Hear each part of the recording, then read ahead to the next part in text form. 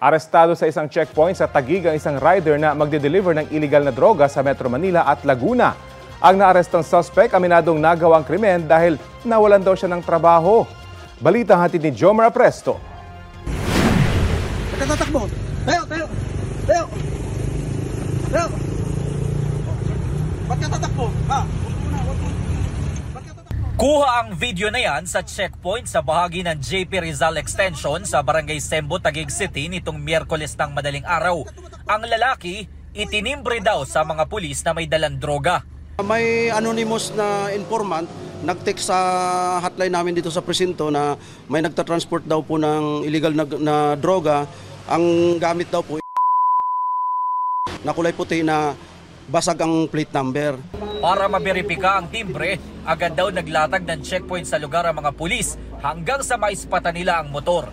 Nang lapitan ng isang pulis, bigla raw humarurot ang motor hanggang sa bumangga sa signage ng PNP at natumba. Dito na inaresto ang suspect.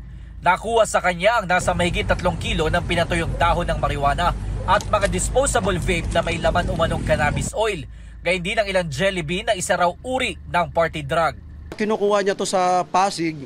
May nagbubuk daw sa kanya, hinahatid lang raw sa harap ng subdivision, then babayaran lang daw siya ng 1,000 per head kung saan niya dinideliver.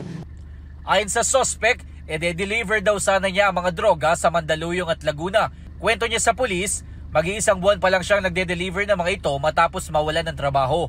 Sa call center po ako dati talaga. Na-dissolve po kasi yung account namin. Tapos yung nag-rider po, nakilala ko po yung supplier ng marijuana. Pero yung real name niya hindi ko po alam. Pero yung mukha niya po, kabisado ko po. Marami raw siyang kapwa motorcycle rider na kinokontrata ng kanyang source. Patuloy na inaalam ng otoridad kung sino ang binabanggit na source ng suspect.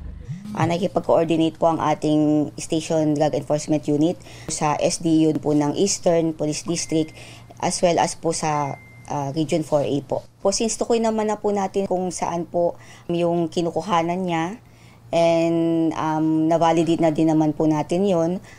Sa ngayon po ay tinitignan na lang po natin kung ito pong tao na nabanggit po nitong suspect ay siya po talaga. Jomar Apresto, nagbabalita para sa GMA Integrated News. Kapuso, alamin ang maiinit na balita. Bisitahin at mag-subscribe sa GMA Integrated News sa YouTube. Sa mga kapuso abroad, samahan nyo kami sa GMA Pinoy TV at sa www.gmanews.tv.